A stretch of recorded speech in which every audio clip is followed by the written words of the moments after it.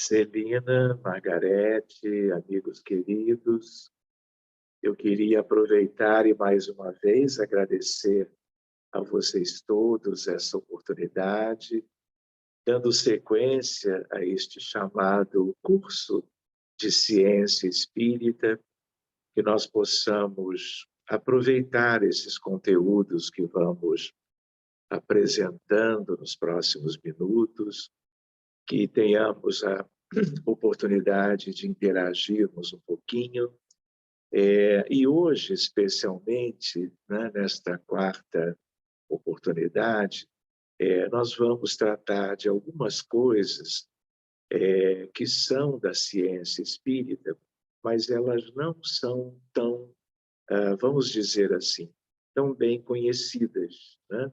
Mas por julgá-las assim muito importantes, que o movimento espírita as conheça, nós então fizemos esta opção na programação e vamos abordar isto não com profundidade, porque cada um desses itens ele mereceria um estudo como que à parte, mas vamos pelo menos trabalhar um pouco essas questões para despertar em nós mesmos uma certa motivação e também um pouco a chance de nós nos situarmos em relação a essas temáticas. Então, vendo o que nós já tínhamos trabalhado, né, nos estudos anteriores, eu lembro que nem tudo que nós tínhamos desejado abordar naquelas ocasiões, nós conseguimos por causa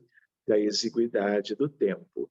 Mas hoje a nossa ideia é de nós, seguindo aquele roteiro que nós já tínhamos, trabalharmos um pouquinho 4 itens. Um deles a apometria, um outro a chamada corrente magnética, um terceiro elemento de muito valor nas reuniões mediúnicas, a ideoplastia e, claro, aquele item que é o mais conhecido de todos, que é o diálogo fraterno, né? As oportunidades de esclarecimento direto através do diálogo em relação aos espíritos, especialmente, claro, os espíritos necessitados, sejam eles trazidos de maneira avulsa por uma decisão dos espíritos que dirigem o trabalho, seja porque são aqueles espíritos que, quando nós vamos ajudar num determinado caso de um paciente qualquer ou de um contexto coletivo, são eles que serão trazidos de alguma maneira para receberem como que uma atenção direta, né? Então, nós vamos começar hoje, se vocês me permitem, trabalhando a ideia da apometria. E só apenas gostaria de voltar um pouquinho atrás, quando nós, então, como espíritas, lidando, conversando, trabalhando na seara espírita cristã, nós já vimos, né, diversas modalidades de encontros nas casas espíritas com os médiuns, com objetivos diferentes. Então, aqui nós temos uma pequena lista para que cada um de nós nos situemos bem. Então, todo mundo se recorda da ideia das reuniões de educação e desenvolvimento mediúnico, que, de certa maneira, é a primeira etapa. É uma etapa básica que pode durar 1 ano, 2 ou 3, né?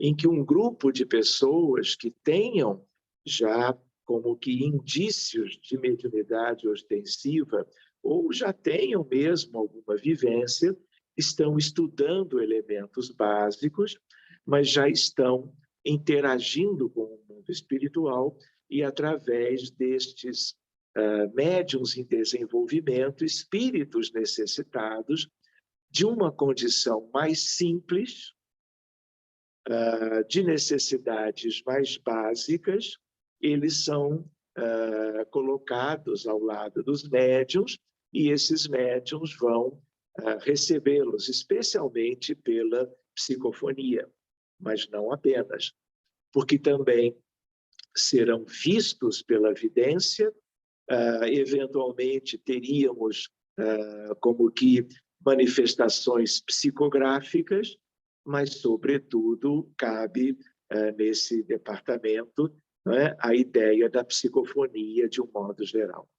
Uma reunião já com um grupo um pouco mais experimentado e com uma base doutrinária melhor e maior, né, por dedicação regular dos seus integrantes, nós chamamos de reuniões de assistência aos desencarnados.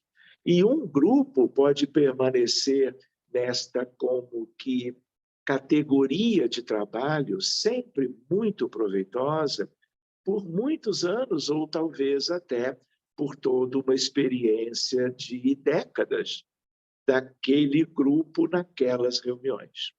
Mas quando o tempo passa e a espiritualidade percebe que o grupo agora já possui um conhecimento doutrinário mais sólido, né? Eles começam a trazer espíritos de uma condição, vamos dizer assim, de uma certa resistência, de uma certa rebeldia, espíritos com dificuldades maiores que vão exigir da equipe uma experiência, um estudo, para que se possa cuidar deles com êxito, porque qualquer reunião mediúnica não basta recebermos espíritos, espíritos comunicarem-se através de médiuns. É preciso que esse todo seja de tal maneira capacitado e a competência seja tal que eles que vão sendo trazidos ou buscados, eles recebam o devido auxílio para que o proveito seja o melhor possível. Alguns gostam da expressão desobsessão especial, ou seja, agora o padrão dos espíritos é de espíritos mais endurecidos ainda. E os dirigentes, os médiuns de apoio, os médiuns de mediunidade ostensiva, eles sabem lidar com aspectos que talvez no nível anterior, né, não soubessem. Então, há sempre uma ideia de escalonamento, uma ideia de gradação. E tudo isso é bom, tudo isso é benéfico, tudo isto é válido, tudo isto é proveitoso de um modo geral, não é? Uma outra expressão que nós vamos ver um pouquinho hoje é a corrente magnética, outra que vamos logo a seguir buscar trabalhar é a apometria, e eu coloco aqui no último item a ideia: todas são úteis e importantes. E eu também lembro com os amigos, é tarefa dos espíritas e do movimento espírita. Porque se nós pensarmos bem, as religiões outras, de um modo geral, com algumas belas exceções, não há uma pretensão, não é, de se envolver com o mundo espiritual tão diretamente como na doutrina espírita, até porque ela nos foi entregando ferramentas e estudos e, ao mesmo tempo, oportunizando a experiência de estarmos lidando diretamente com os desencarnados. E como a Terra é um mundo que é um grande hospital, já vimos isto, ou é uma escola, um educandário de ensino muito ainda básico, né? E nós também, todos conhecem a ideia de que se existe, por exemplo, quase 8 bilhões de encarnados humanos, existem quase 12 bilhões de desencarnados na Terra. E as dificuldades que nós temos no mundo material são iguais. no sentido de uma carência absoluta de luz, de entendimento, de evolução do outro lado da vida. E a humanidade vem vivendo esses milênios todos com muito pouco entendimento sobre isto e com muito pouca dedicação de encarnados, e vamos ver por que essa dedicação é tão importante, em relação ao sofrimento que há do outro lado da vida. Então, desde Allan Kardec, desde a doutrina espírita, desde a ideia dela como Consolador prometido, nós agora estamos, há mais de um século e meio, a partir do 18 de abril de 1857, em condições operacionais de fazermos algo que é muito valioso para o nosso mundo de um modo geral, para a vida daqueles que vivem num mundo que é como que desconhecido para a grande maioria. E, ao mesmo tempo, é um mundo extremamente relevante. Nós agora estamos aqui, né? Daqui a pouco voltaremos para lá, os de lá virão de volta, somos os mesmos, com as mesmas necessidades evolutivas. Portanto, a reunião mediúnica ela é, vamos dizer, o grande laboratório que a espiritualidade superior nos oferece para uma forma de prestação de amor e caridade, para que o mundo seja melhor. E o mundo precisa ser melhor também a partir de todos os investimentos de amor para aqueles que estão desencarnados. Nós já devíamos ter despertado para isto. Nós estamos numa retaguarda. Então, porque nós perdemos muito tempo distraídos pelas ilusões da matéria, agora, não que tenhamos que correr, mas nós temos que acelerar o passo. Porque o sofrimento que há do outro lado é muito semelhante do que temos do nosso lado agora e está como que numa verdadeira súplica de amor para que todos aqueles que tenham umas noções simples possam encontrar tempo, energia, interesse pessoal para um esforço de transformação, de resgate, de multiplicação do amor fraterno universal a bem deles. Porque, do contrário, eles vão continuar, não é? No fundo, nós, não é? Demorando-se ainda numa verdadeira estagnação por mais, sabe lá, quantos milênios. Então, quando nós fizemos a listinha aqui, né, pode ser até que um item ou outro eu tenha deixado de fora, mas a ideia qual é? Convite aos espíritas no sentido do estudo, da abertura das perspectivas de trabalho. Então, vamos adiante um pouquinho. Então, eu gostaria de lembrar, nós não vamos poder aprofundar, porque vamos ver relativamente algo para uma primeira motivação. Mas aconteceu em 1963, em Buenos Aires, Argentina, um segundo Congresso Espírita Pan-Americano, e este pesquisador, chamado Luiz Rodrigues, argentino, não é? Ele apresenta uma tese, não é? Em que ele utiliza, aliás, um nome diferente, chamado hipnometria. E eu tenho essa tese comigo, muitas pessoas têm, não é? Esse opúsculo original que ele distribuiu naquela altura. Muito bem, ele então vai trabalhar a questão do desdobramento. Então, fazendo um parênteses, nós como espíritas aprendemos que o ser humano encarnado, ele na verdade, ele é uma alma e ele tem um corpo físico. E no meio destes dois, ou funcionando como um elemento fundamental de entrelaçamento, o perispírito. Então, a subdivisão básica para nós espíritas sobre a realidade do encarnado é uma divisão trina ou trinária. alma, perispírito e corpo. Mas existem outros meandros aí que Allan Kardec não teve tempo, nem era o objetivo dele ressaltar. Não é? E aí vem André Luiz, fora alguns outros pensadores orientais, mas André Luiz já começa a trabalhar conosco, não é?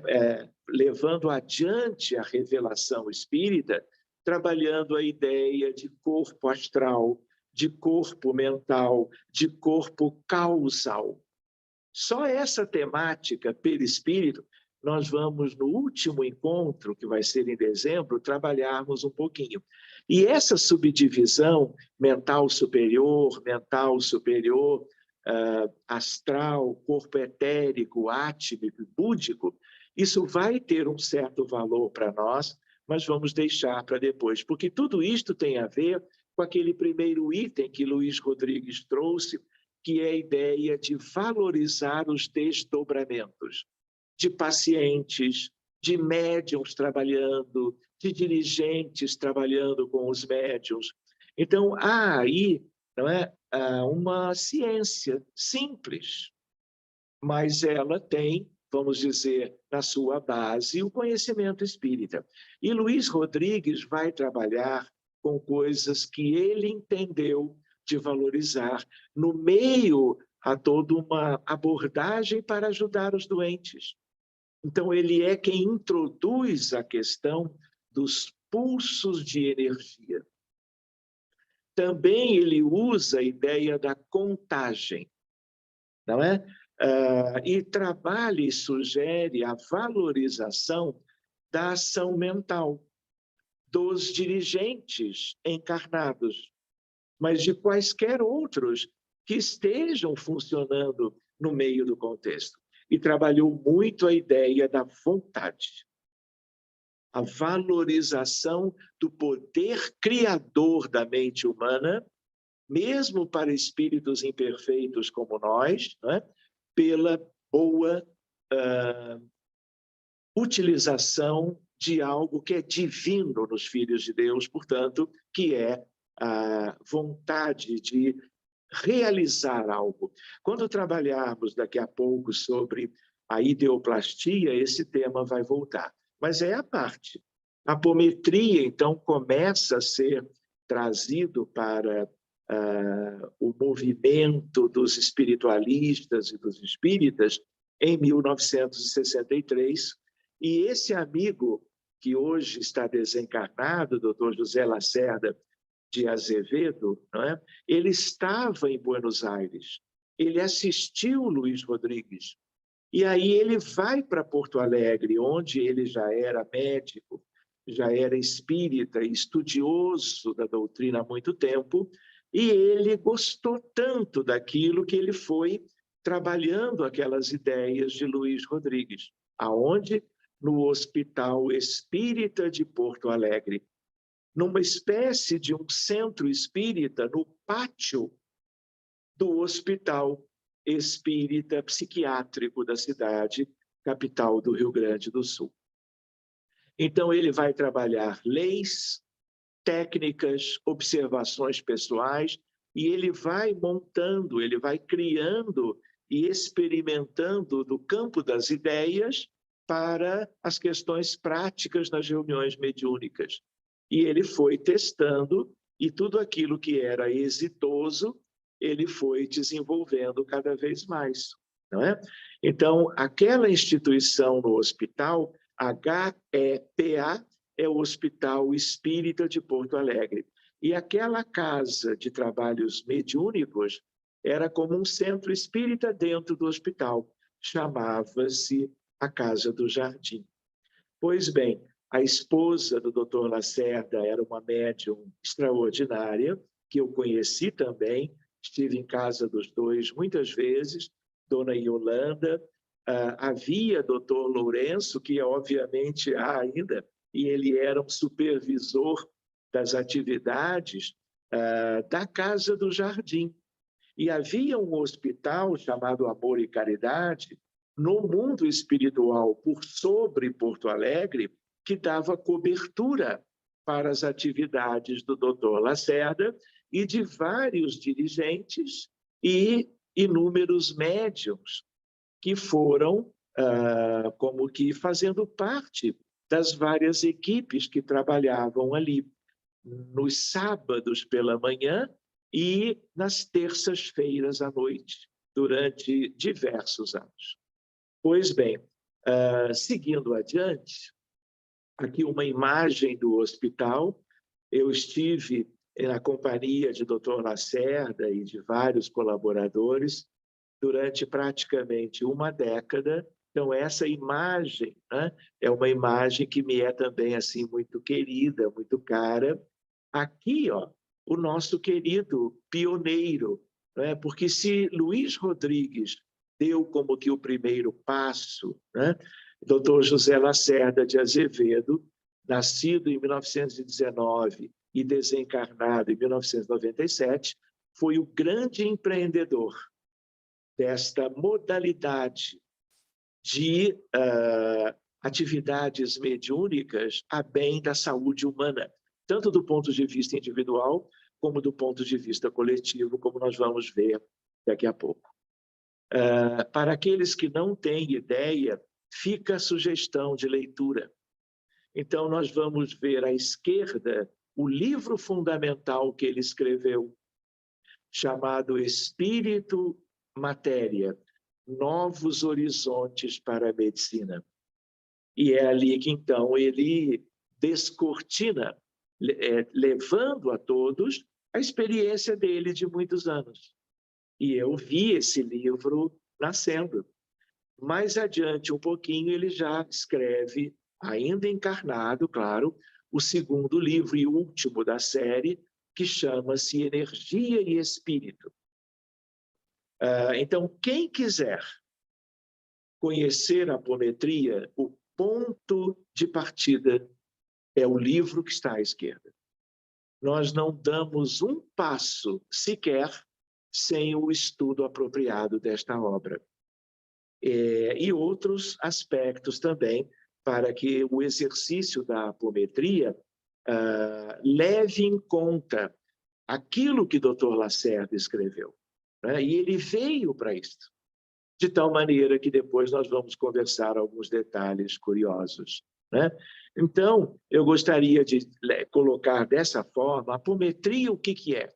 É um conjunto de noções e técnicas utilizadas em reuniões mediúnicas de assistência aos sofredores, enfermos ou necessitados, pessoas ou contextos coletivos, que tornam possível a dinamização dos atendimentos com uma eficiência maior e benefícios a todos os envolvidos nos dramas da obsessão. Esse parágrafo é meu, em função do que eu pude estudar, do que eu pude conhecer, de todo um período de convivência com ele e também de todo um período de exercício em reuniões mediúnicas, como dizia Kardec, reuniões mediúnicas sérias, para o melhor proveito a benefício dos doentes. Então, esse é um parágrafo que eu gosto. Por outro lado, eu queria ressaltar para os amigos, né, que a apometria é uma prática mista, anímico-mediúnica.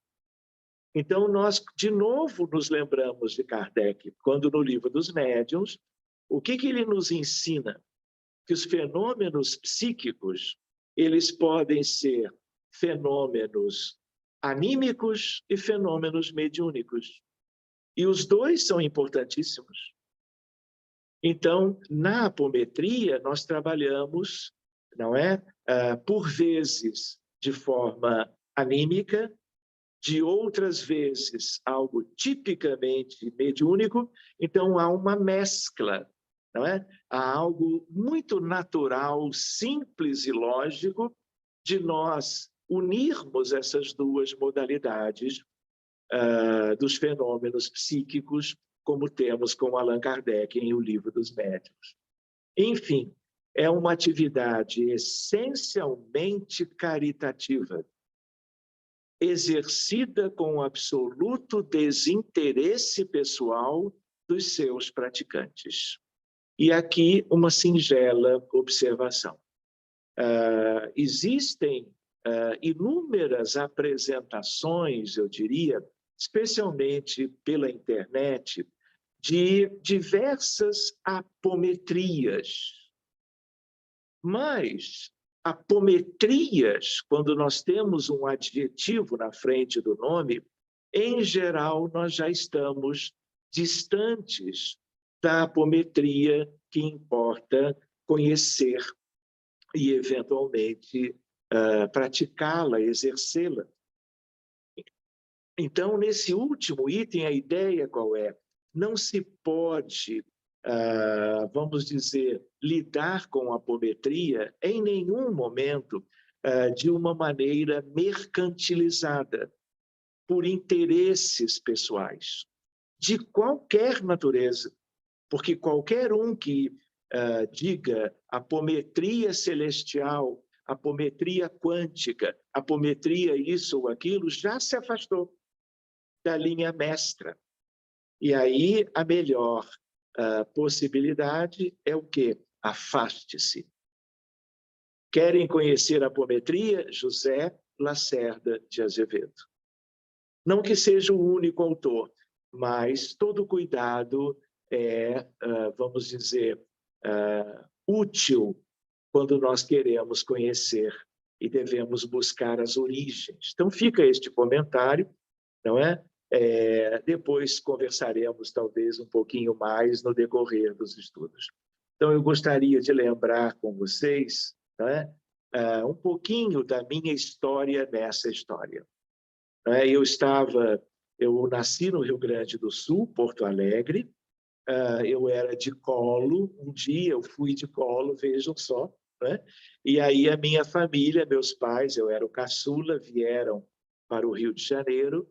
Eu fiz medicina aqui, né? Residência médica, e por circunstâncias eu passei a examinar a possibilidade de voltar para Porto Alegre. Mas podia ter sido outra cidade.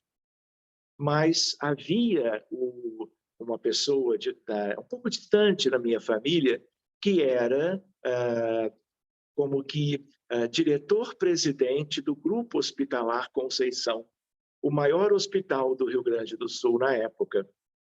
E aí um primo em comum perguntou se eu gostaria de conhecer o hospital. Enfim, eu fui e o diretor me ofereceu um determinado emprego no hospital, que me pareceu bastante razoável, e então eu me preparei para me mudar. E aí, um dia, a minha mãe, dona Ruth Tizen, recebe um telefonema de dona Ivone do Amaral Pereira, porque eles, com meu pai junto, eles eram contemporâneos entre si, né? Eram da mesma faixa etária, do mesmo movimento espírita, de uma certa liderança à época. E aí, então, a dona Ivone: Ruth, é verdade que o Sérgio vai morar em Porto Alegre? E aí ela disse assim, um pouco pesarosa, porque ela não queria que o filho se afastasse de casa, né? Como qualquer mãe. Parece que vai, eu já tinha tudo pronto, né? Enfim, parece que vai, não sei por quanto tempo, mas vai. E aí a minha mãe, depois ela pergunta assim, mas dona Ivone, ninguém sabe disso. Como é que a senhora me pergunta assim? Aí ela diz assim, olha, Ruth, doutor Bezerra está aqui e ele tem um recado para Sérgio. Ah, qual é? Aí minha mãe começou a se interessar, porque ela era super fã, não é, de doutor Bezerra também. E aí, então, ela diz, olha, ele está aqui, ele manda um recado. Anote aí, Ruth, que olha o jeitinho da entidade. Se Sérgio for morar em Porto Alegre, que ele procure José Lacerda de Azevedo. Minha mãe não conhecia, eu muito menos. Minha mãe anotou numa folhinha de papel, me entregou, sei lá, no dia seguinte, quando eu cheguei em casa, eu anotei, guardei, só tinha um nome. E aí acabou que eu mesmo me mudei, e depois de um ano, mais ou menos, para me adaptar na nova cidade, né? No sentido de condições, concurso para o Ministério da Saúde, etc., trabalhando no Hospital Nossa Senhora da Conceição, não é? Eu me lembrei que havia o recado, e aí consegui o telefone, né? E liguei para o doutor Lacerda. E aí eu como que disse quem é que eu era, por que eu estava ligando, né? Meu pai, na época, era presidente da FEB, não é? Ele gostou da história, quando eu falei de doutor Bezerra e Dona Ivone, ele adorou e me convidou para lanchar num domingo na casa dele, de Dona Yolanda. Ficamos 5 horas conversando sobre tudo, de espiritismo, de medicina, enfim. Nos tornamos amigos e ele me convidou, então, para conhecer a Casa do Jardim no Hospital Espírita de Porto Alegre. Fui uma vez e nunca mais deixei. Fui aproveitando, conhecendo, me surpreendi muito, porque a minha formação na área mediúnica ela era muito básica, né? Por causa de meu pai e de minha mãe, dos centros que eu havia frequentado até então. E eu olhava aquilo tudo e eu falei, gente, o que é isto? E aí eu conversava com o doutor Lacerda, e conversamos muito, inúmeras vezes, porque eu anotava e tirava as dúvidas com ele. E ele sempre muito cortês, muito gentil, não é? E me tratava como um filho, até por causa da história.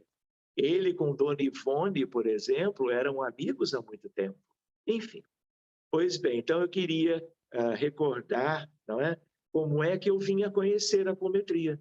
Então, eu não fui buscar, eu sinto assim, como se tivessem me levado, não é? Como que pela mão, não é?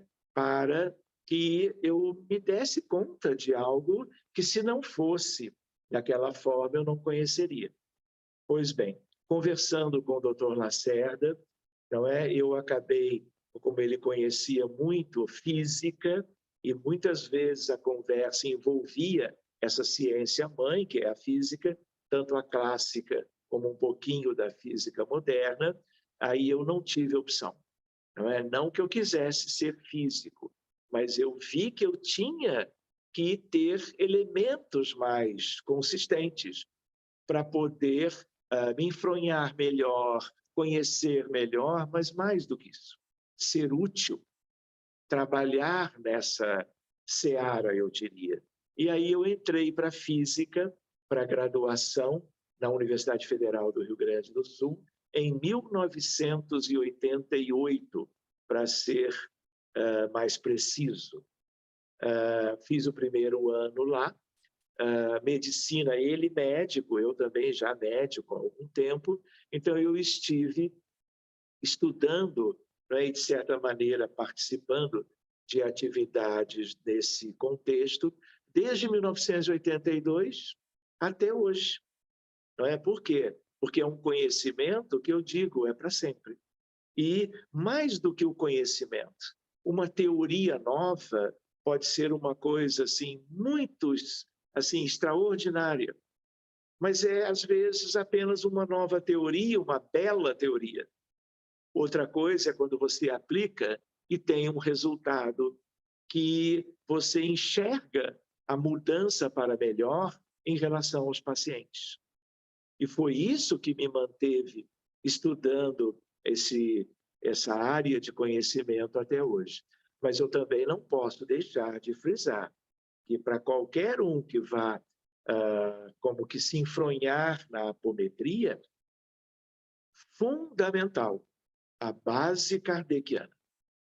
E uma das questões que traz dificuldades é quando as pessoas vão atraídas pelo nome sem base espírita. E aí o resultado não é bom. Então, base kardeciana, doutrina espírita, as obras de André Luiz, de Emmanuel, tanto os romances como os livros de instrução, e a obra de Humberto de Campos, né? O livro Diálogo com as Sombras, de Hermínio Correia de Miranda, Mecanismos da Mediunidade, nos domínios da mediunidade, de André Luiz, e por aí vai. E, claro, é interessante, elementos básicos, simples, sobre física, né? Que pode ser até a física do 2º grau, não é? E alguma coisa sobre medicina para nós entendermos melhor o contexto de atuação. Então, eu gostaria de lembrar a ideia de que obsessão não é pouca coisa. Não é? Numa humanidade tão ainda atrasada, a ideia de que temos aí o maior flagelo da humanidade. A ação invisível de desencarnados em relação a governos, atitudes pessoais, famílias, como que instituições, e especialmente em relação ao ser humano. Seja criança, jovem, seja o adulto de qualquer idade. Então, por que isto? Porque é um planeta, um orbe ainda de provas e expiações, estagnado, num certo sentido, há muito tempo. E aí, muitos dos males médicos, todos os mais importantes em medicina, na base deles são as questões espirituais. E a apometria, junto de uma reunião mediúnica séria, pode oferecer como que mecanismos de auxílio para o melhor rendimento da reunião. Então, meus amigos, essa é uma temática para nós. Por quê? Porque nas reuniões mediúnicas mais simples, nas atividades nos centros, os médiuns estão reunidos em torno de uma mesa, não é? Começa-se com uma leitura preparatória, prece, oração inicial, e aí os espíritos vão comparecendo, não é? Trazidos pelos coordenadores da reunião e vão trazendo as suas manifestações psicofônicas, na maioria das vezes. Então, quando o dirigente tem um caderno em que ele tem 10, 15 nomes para serem ajudados, todos eles numa mesma lista, ninguém sabe que espíritos estão ligados a que casos. Então, não há controle. É bom? Claro que é. Qualquer ação de caridade, qualquer acolhimento amoroso de qualquer entidade desencarnada é um ser humano precisando de ajuda. O abraço, o diálogo amoroso, não é? A prece em benefício de, não é? A imposição de mãos e, propriamente, a transferência fluídica para o refazimento do perispírito do desencarnado, que pode estar vindo de um ambiente, de uma guerra qualquer. Tudo isso é maravilhoso. Mas existe uma outra forma de tratar, e que tem a ver com a apometria, mas não só. É você abrir, por exemplo, eu chego na reunião e digo, olha, nós vamos agora abrir para este jovenzinho com autismo severo. Aqui está um vídeo dele que a mãe me enviou. Ele tem esse nome, esta idade ou data de nascimento e reside no tal endereço. Então, a partir dali, todas as manifestações que os médiuns da equipe vão transparecer, todos têm a ver com aquela frequência vibratória, que é a frequência do caso. É a mesma ideia. Quando você tem aquele aparelhinho na mão, você quer abrir a porta do seu carro. Quando você aperta, a única porta que abre é a sua. Você pode ter um estacionamento com mais 40 automóveis. Só o seu é que vai ter a porta aberta. Cada pessoa tem uma frequência de base, uma frequência média, que é uma aquisição histórica de qualquer um de nós, em decorrência das experiências humanas que nós tivemos ao longo dos milênios, na Terra ou até antes, em qualquer outro lugar. Então, uma característica íntima. Então, quando nós falamos que vamos abrir o caso, nós estamos nos referindo à ideia, olha, o que interessa agora é este rapazinho com autismo severo. E aí a reunião pode durar meia hora, 45 minutos, só para aquele caso. Terminou aquele atendimento nas suas várias expressões, que nós não vamos aprofundar hoje, nós vamos para um novo caso. E, às vezes, é uma reunião de 2h30, 3 horas, numa tarde, numa manhã, numa noite.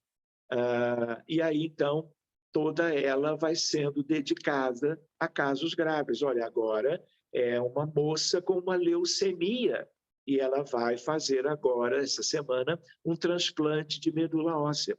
Mas os colegas hematologistas, eles estão muito temerários e a família pediu ajuda.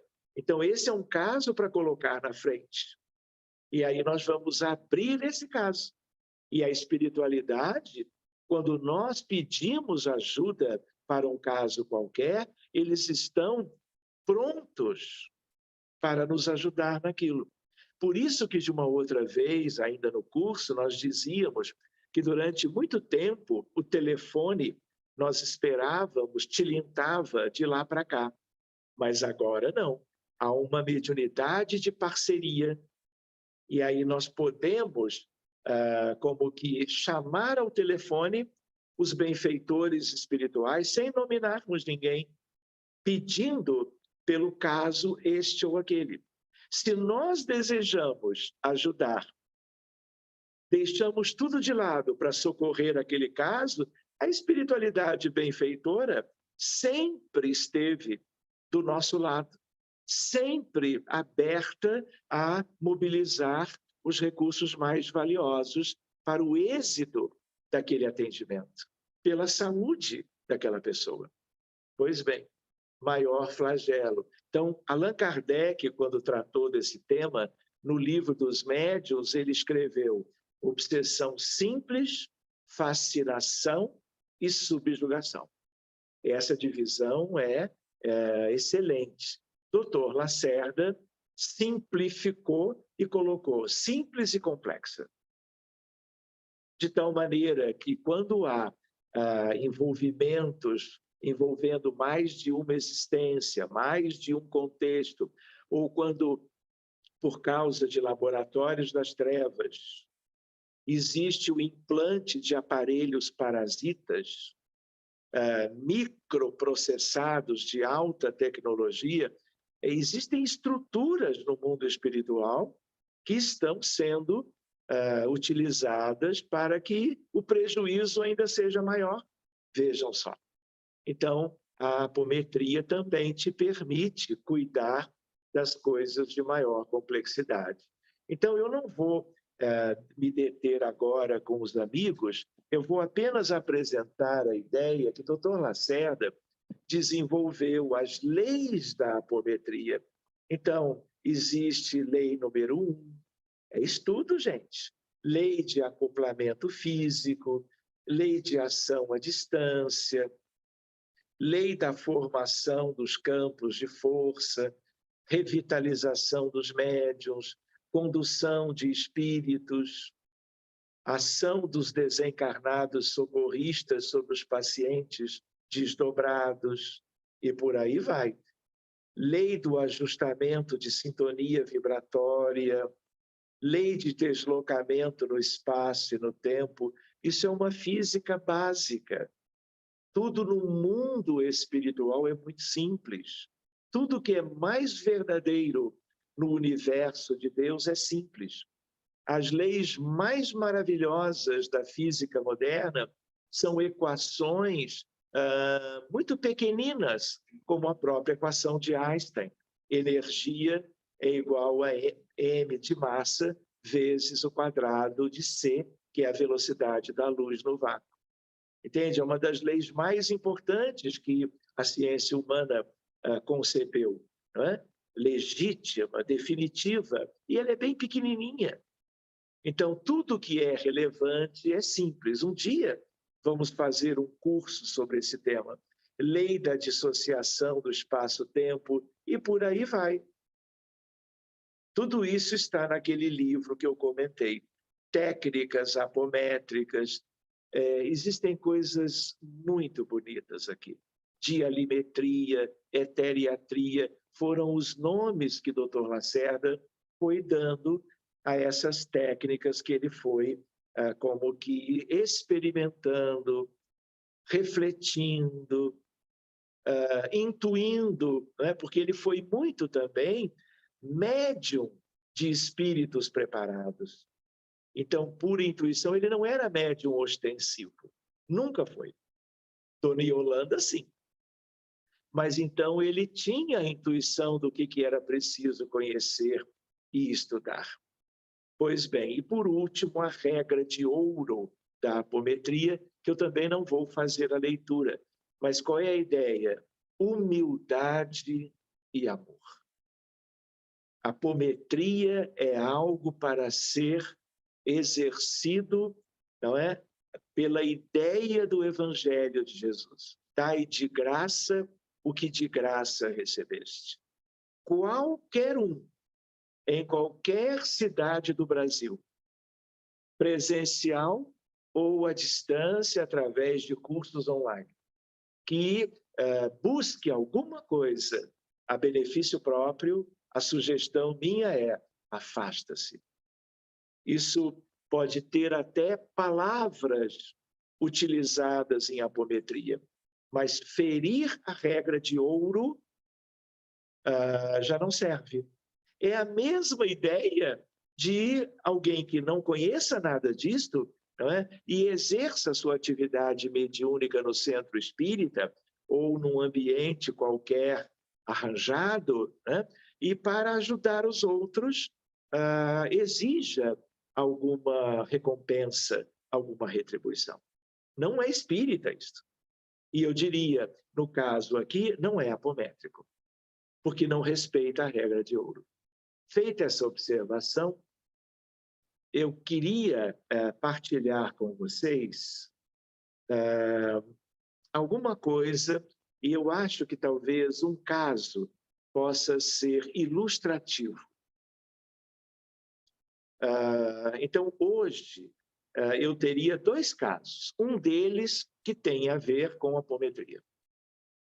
Para dar um exemplo, como se costuma dizer de uma maneira muito simplesinha, ao vivo e a cores, do benefício da técnica, né? Então, como eu tinha colocado, desde 1982 até hoje, eu nem fiz a conta, mas são muitos anos trabalhando nessa seara, eu diria, no campo da mediunidade, a serviço da medicina. E aí, como eu já viajei para muitos lugares, vários países, cidades, por esse mundo afora, de vez em quando, então, eu recebo por WhatsApp, por e-mail, pelo telefone, pelo Messenger do Facebook, um pedido ou outro de auxílio. Vocês não fazem ideia do que existe nesse telefone celular. Não é na memória dele, em termos de imagens, textos, resumos, né? Vídeos e assim por diante. Então, o que acontece? Me escreve uma brasileira casada com um italiano, Fabiana. A Fabiana me escreve porque alguém deu a ela o WhatsApp, telefone celular. E aí ela vai falar do Rafaele, que ela chama de Rafa. E ela usou a expressão em italiano e eu deixei. Em português, nós chamamos uma criança autista, ou uma criança dentro do espectro do autismo. Em italiano, ela usou autístico, porque naquele idioma eu achei bonitinho, deixei.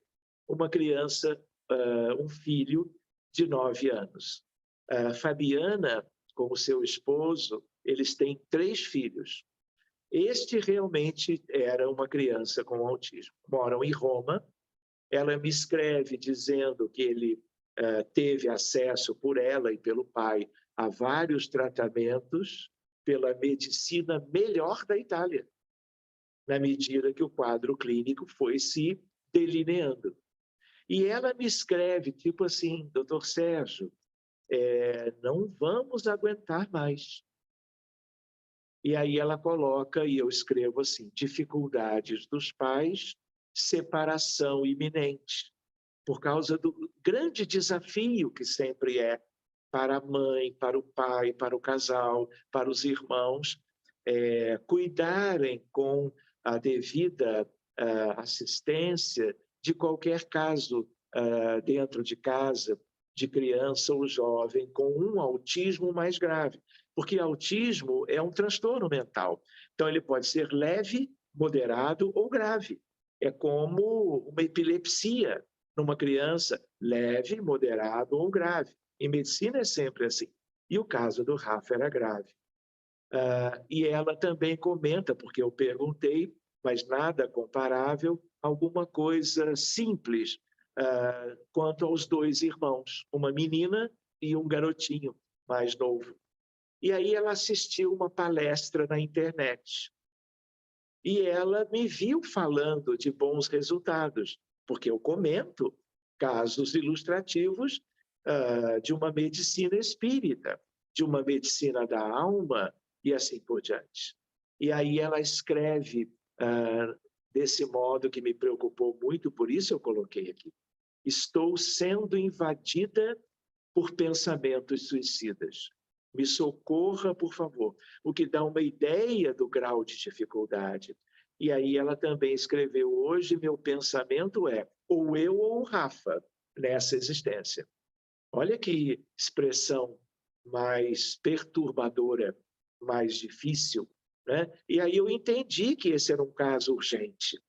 E aí eu sempre tenho uma lista de 20, 30 nomes para cuidar, né? E lista que vai ficando para trás, eu vou procurando ser o mais sensato e justo, colocando os casos graves, como em medicina qualquer médico faz, né? Pois bem, e aí nós abrimos, mas antes eu peço para ela, Marco, deixa eu ver com você. Sim. Se eu posso passar os vídeos. Eu acho que só você clicando no seu computador, ele vai aparecer para a gente também. É que eu estava com o som bloqueado. Ah, tá. Então, acho que Eu já... pelo computador você tem que entrar dentro da reunião Sim. nossa do Zoom e ativar o som. Veja agora. Vocês ouvem? Não. Tenta entrar no Zoom, no aplicativo, na reunião, pelo notebook, no Zoom.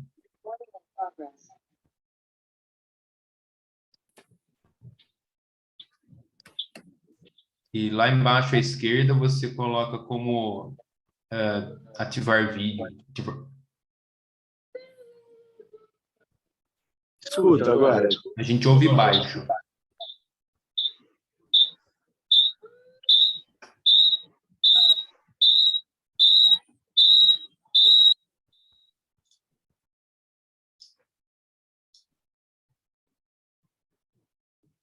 Estou ouvindo muito baixo.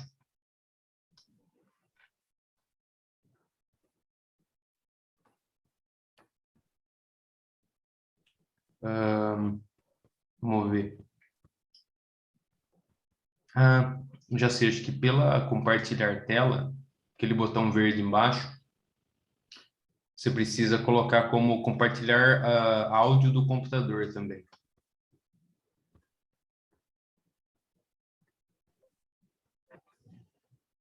Dentro do Zoom, talvez tenha o botão. Agora.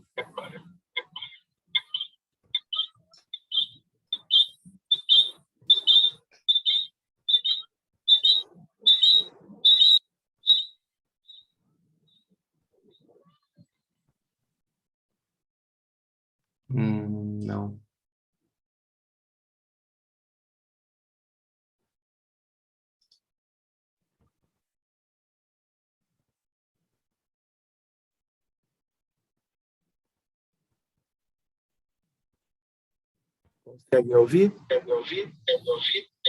O áudio não. O áudio o microfone do computador está ativo, mas, mas o áudio Ativo. não vem pelo microfone. O áudio seria do próprio computador, né? Mas ele está ligado, Marcos. Mas o áudio que sai do vídeo, ele não entra pelo microfone do computador, ele sai através do alto-falante. E talvez seria necessário se compartilhar a tela, só que colocar a que checar uma opção que mostra compartilhar áudio do computador. Você precisa compartilhar a tela novamente e talvez selecionar essa opção. Então me ajude aqui, por favor. Tá, peraí. Eu acho que eu consigo controlar o seu computador. Aprovado. Não.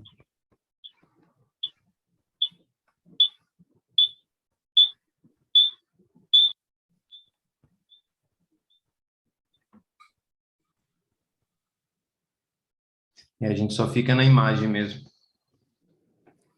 Interessante. Está dando eco no... Isso.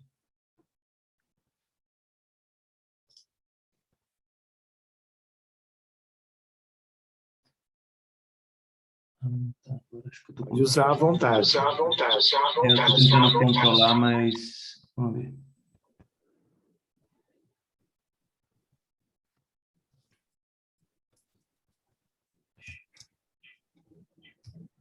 Onde está a telinha do Zoom? Deixa eu minimizar aqui só um momento.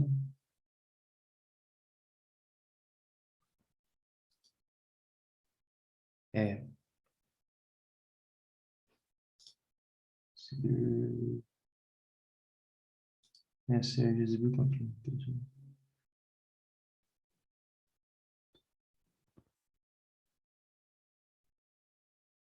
Tá, vou fazer um negócio. Tenta compartilhar novamente sua tela. Eu vou interromper isso. E agora você compartilha novamente sua tela pelo computador. E vai ter uma opção que chama Você seleciona a sua tela e lá embaixo vai estar escrito compartilhar som. Aí você tem que checar essa opção.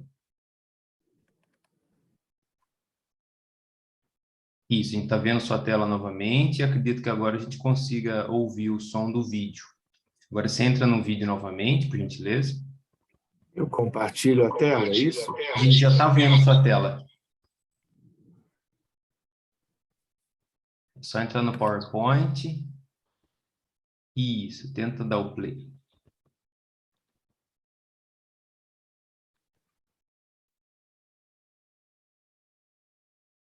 Também não.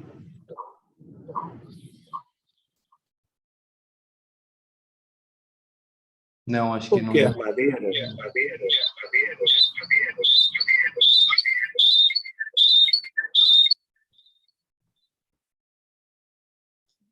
a gente não está conseguindo ouvir o som, mas... de qualquer maneira, o som é interessante, mas não é o mais importante. Deixa eu tirar para terminar a microfonia. Agora você tem que ativar o áudio do telefone, do celular e desativar o áudio do notebook. Fiz isso. Tá. Eu vou desativar o do notebook agora. Pronto.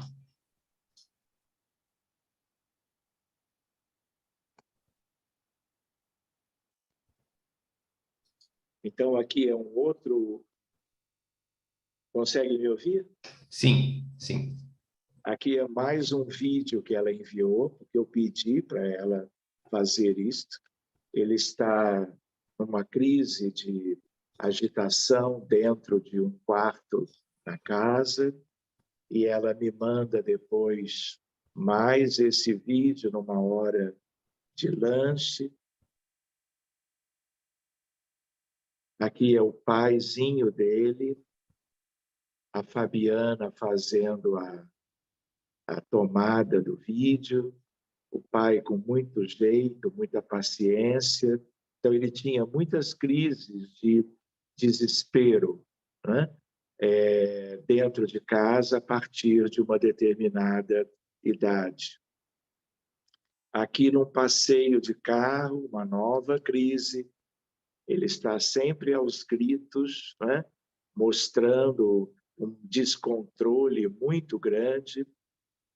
Ele se infligia, não é, com as mãos, como socos, não é, quando toda vez que havia no entendimento, né, ou numa situação dele próprio, ele criava, não é, para si e para os familiares situações muito delicadas. Enfim, o que eu gostaria de ressaltar? Nós abrimos o caso do Rafael e aí encontramos uma situação de guerra, que é muito comum.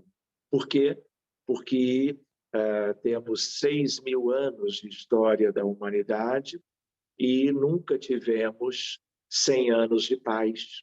Então, se existe algo que é típico, né, entre nós, foram e são ainda os conflitos bélicos, as tragédias humanas coletivas nos moldes das guerras, muitas delas até durando anos e anos, décadas e décadas. Então, o que acontece? Havia um cenário de destruição. Então, uma reunião mediúnica, ela não pode, normalmente, sem os subsídios da apometria, cuidar de, por exemplo, um contexto em que todas as vítimas estão vinculadas a um caso de uma criança ou um adolescente que experimentou uma guerra em que agiu de um modo muito violento, gerou muito sofrimento, muita destruição. Então, não dá para uma reunião com 5, 6 médiuns de psicofonia, nós teríamos que ficar horas e horas, né, cuidando de um após outro, daqueles muitos do contexto coletivo que havia sido detectado pelos médiuns com vidência. Em vista disto, nós utilizamos algo que nós chamamos de efeito de campo.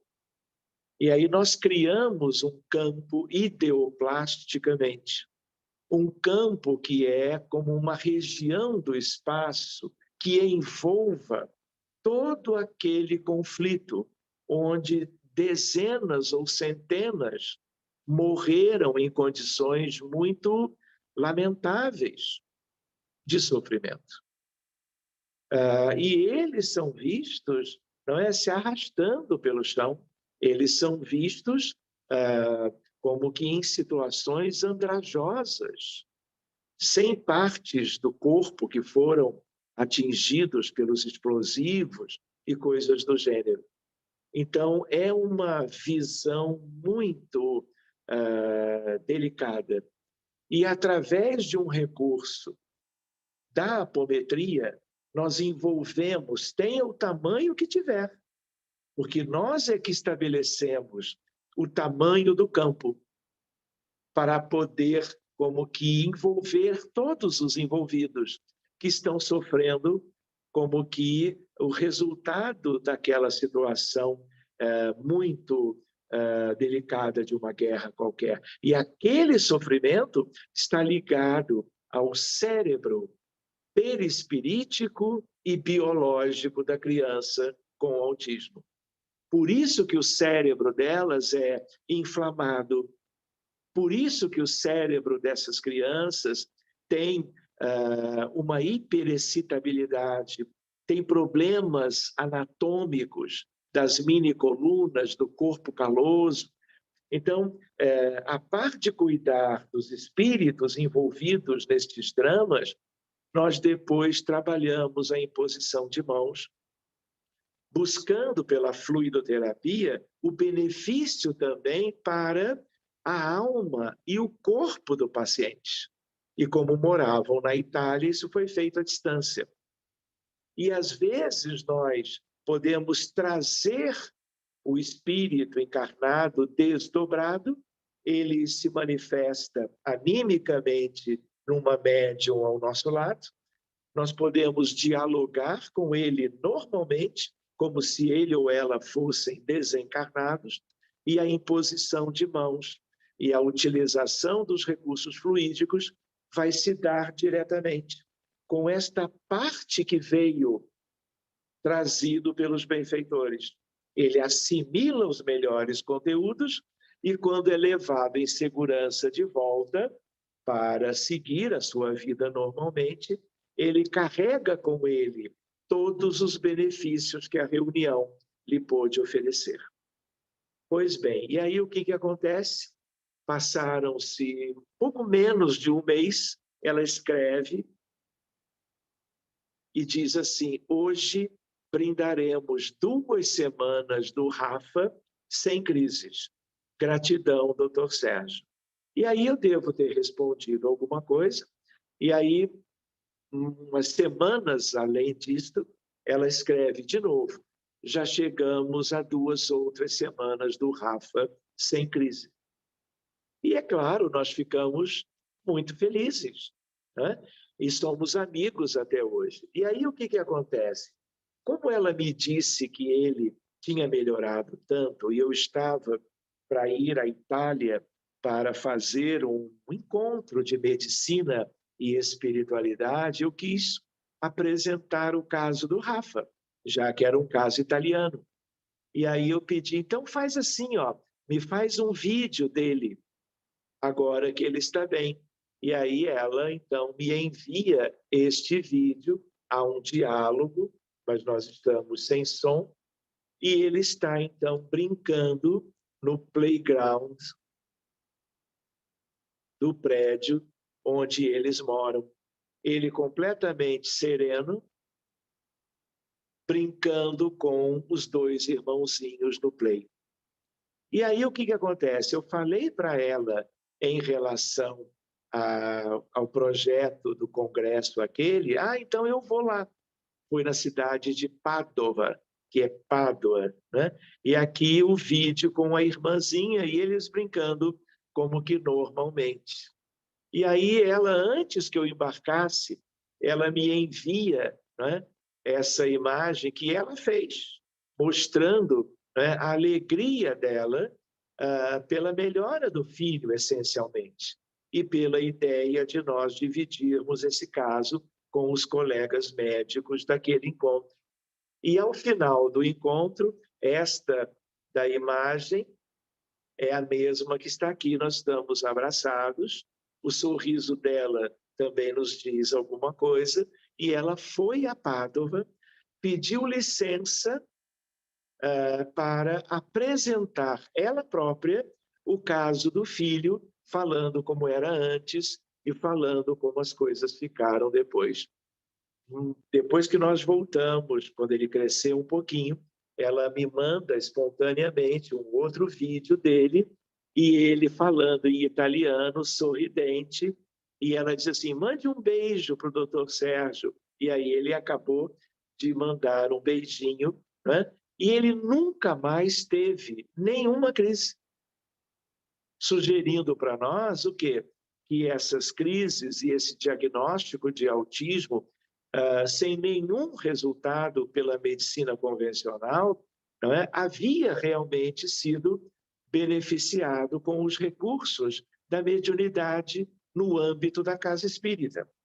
A única diferença é que com, vamos dizer, subsídios da apometria, para que nós pudéssemos utilizar aquilo que nos desse condições de um resultado mais amplo, mais profundo e, eu diria também, como que definitivo. E aí agora, ó, ela me manda de novo um vídeo, ele agora já maiorzinho, ela filmando e conversando com ele, não é? Conversa algo do dia a dia na escola, ele se alimentando normalmente, e por exemplo, um dos casos que eu tenho, são poucos, de cura de autismo. Isto é completamente incomum. Pela medicina, não existe. Quando existe é porque não era autismo. Houve um equívoco no diagnóstico. Aqui não. E ele, então, está já mais crescidinho e numa condição de uma criança praticamente normal. Ele tem ainda algumas limitações na escola, mas nada comparável com o que era antes. Pois bem, meus amigos, eu gostaria agora de deixar a ideia da apometria e lembrar para vocês que o nosso objetivo hoje era também de tratarmos sobre corrente magnética.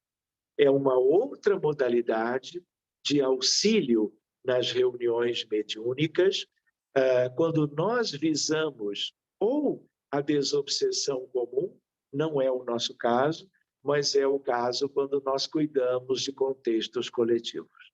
Esse é um campo de trabalho. Essa é uma outra técnica que envolve o magnetismo sobre o qual Allan Kardec tratou no Livro dos Médiuns. E não sei se vocês têm essa ideia, Allan Kardec era um exímio magnetizador, como vamos ver daqui a pouco. Então, aqui é um livro que eu poderia recomendar, que vai tratar e tem exatamente este título, e deve ser devidamente consultado por quem desejar conhecer isto de perto. Então, o que Kardec conhecia sobre o magnetismo?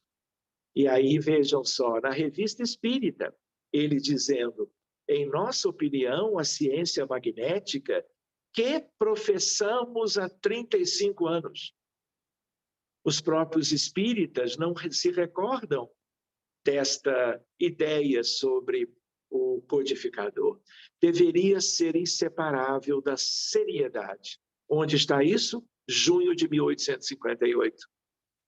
E ali nós vamos encontrar na biografia de Allan Kardec, que foi feita por Zeus Van Tuyl e meu pai, Francisco Thyssen, a seguinte referência: a iniciação de Rivéio nesse novo ramo dos conhecimentos humanos deu-se aproximadamente em 1823. O Livro dos Espíritos vai surgir em 57, segundo ele próprio afirmou, vindo a ser ele próprio experimentado magnetizador, segundo escreveu seu amigo pessoal e discípulo Pierre Guétin-Leymarie na Revista Espírita de 1871. E nós vamos ver ele dizendo no Livro dos Espíritos, o espiritismo e o magnetismo nos dão a chave de uma imensidade de fenômenos sobre os quais a ignorância teceu um sem número de fábulas, em que os fatos se apresentam exagerados pela imaginação. E ele diz agora o principal, o conhecimento lúcido dessas duas ciências, que, a bem dizer, formam uma única, espiritismo e magnetismo, mostrando a realidade das coisas e suas verdadeiras causas. Então, ele segue trabalhando sobre esta temática. Mas o que é mesmo o magnetismo? E a resposta é de Kardec. Eu não vou entrar na ideia de magnetismo dos ímãs, da aurora boreal, o magnetismo do trem de levitação magnética, não é? E outros fenômenos interessantes que a ciência estuda muito bem. Mas agora é Kardec na Revi dizendo, sendo o magnetismo fluido circulante que cada criatura assimila à sua maneira e em graus diferentes, pode-se ver nele esse imenso encadeamento e essa imensa atração que une e desune, atrai e repele todos os seres criados. Então, esse desenvolvimento, que ele fala depois sobre fluido magnético, tem a ver com o passe, a água magnetizada, tem a ver com outros fenômenos até espiritualistas, mas não espíritas, tem a ver com a apometria, tem a ver com a corrente magnética. E aí nós vamos ver um pouquinho sobre Mesmer, que foi o pioneiro em tudo isto, né? Ele dizendo que há vários gêneros de magnetismo, entre os quais o animal e o espiritual. E ele deixa na Revista Espírita, de janeiro de 1864, a ideia, um outro gênero de magnetismo, muito mais poderoso ainda, é a prece que uma alma pura e desinteressada dirige a Deus. É ele o pioneiro sobre esta questão do magnetismo voltado para a medicina. E ali naquele livro que eu referi, nós podemos comparar didaticamente no planeta Terra, porque o universo de Deus é muito mais amplo do que isto, mas por aqui nós temos o magnetismo mineral, o magnetismo vegetal, animal, humano e espiritual. Este é tema para um desdobramento futuro. Muito bem, outra ideia que eu gostaria de lembrar, qual o magnetismo utilizado nos tratamentos da casa espírita? O misto, o humano e espiritual. O espiritual do próprio magnetizador e o espiritual dos espíritos que estão ajudando. E o humano é do corpo físico do médium. Exemplos de ação magnética humano-espiritual, prece, vibração. Só para voltar. Passe, sopro, água magnetizada e outros, como vamos ver. O magnetismo preparou o caminho do espiritismo. Isso é Allan Kardec, valorizando o tema. Foram os espíritas os primeiros a estudarem essas ações magnéticas. Ao tempo de Kardec, quem é que estudava isto? Eram os magnetizadores. E eles foram, vários deles, e Allan Kardec conheceu em França os magnetizadores franceses, que eram os principais numa geração após Mesmer. E para que vocês tenham uma ideia, existe mais alguma ação magnética conhecida e usada pelos magnetizadores? A corrente magnética, que é, ou seria, o nosso segundo tema de hoje. O que é corrente magnética? Quem inventou a corrente magnética? Allan Kardec conhecia? O que Kardec pensava sobre a corrente? Ela pode ser utilizada na casa espírita, e essa é uma figura que eu gosto muito, que mostra para nós inúmeros cientistas, alguns deles médiuns, que conheceram a corrente de perto. Então, se Mesmer está ali em cima, à esquerda, o barão de Puisségur, Deleuze, Dupotet, Allan Kardec, Carragnet, Leon Denis, Eurípides Barçanufo, Jerônimo Candinho no Brasil, Chico Xavier, Dona Ivone do Amaral Pereira.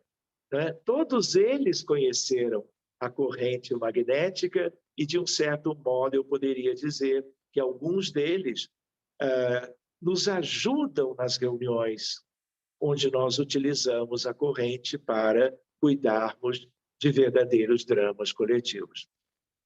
Aqui a linha de tempo, desde Mesmer até Eurípides e Jerônimo Candinho, nascimento e desencarnação, quando que eles estiveram reencarnados e em que época que eles se dedicaram a esse nosso tempo. Claro que ele é o grande pioneiro, Franz Anton Mesmer.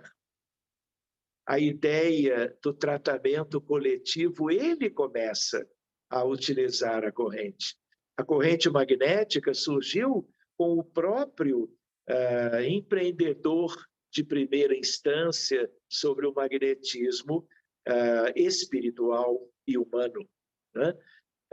E aqui tem alguns detalhes que eu não vou entrar. Qual a opinião de Mesmer sobre a corrente magnética? E aí nós temos isto nos tratados de magnetismo que ele próprio escreveu. Estabelecei uma corrente. Isso é de Mesmer. Allan Kardec, por último, para nós completarmos por hoje, conhecia a corrente magnética? O que Allan Kardec pensava sobre ela?